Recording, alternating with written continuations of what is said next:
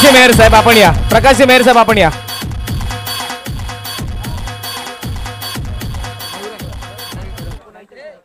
कौस्तुभसाठी एकदा जोरदार टाळ्या.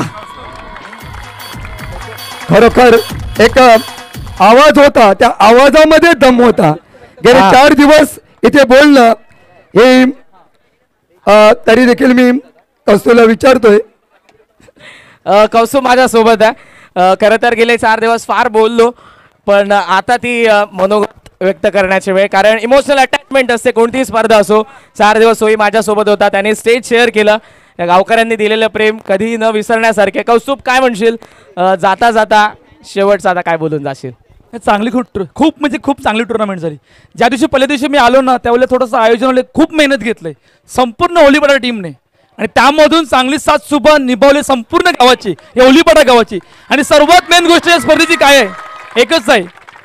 मला 3 वर्ष झाली समालोचकला. भाईंदरपासून मी पालघरपर्यंत प्रवास केलाय, पण लगातार 4 दिवस कोणतीही आयोजमेंट जेवणाची सोय करत नाही. जेवणाची सोय सुद्धा इकडे झाली, ती पण प्रत्येक खेळाडूसाठी. त्यामुळे असंच प्रेम राहू द्या आणि पुढच्या वर्षी अजून आपण मोठी टुर्नामेंट करू. त्यासाठी मी खूप आभार मानतोय. आणि मी अजून एक आभार मानतोय संपूर्ण गावाचे, कारण या गावकऱ्यांनी जसा चौकार लगाव, जसा षटकार लगाव, प्रत्येकाने पारितोषिक दिलं.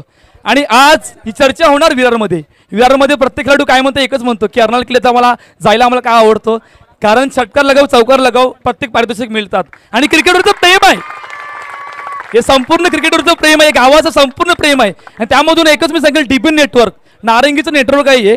एका कॅमेऱ्याने संपूर्ण गावातला फुटेज करणं तिथे सोपं नाहीये, परंतु एका कॅमेऱ्याने सुद्धा संपूर्ण गावात त्यांनी फुटेज केलंय. इतकं सोपं ते सुद्धा त्यांनी काम करून दाखवलंय, म्हणून त्याचे सुद्धा मी खूप खूप आभार मानतो. Thank you so much. कॉमेंट्री देणं एक वेगळी गोष्ट आहे, आणि मनापासून मनोगत व्यक्त करणं ही एक वेगळी गोष्ट आहे. ज्या मनामध्ये होतं की काय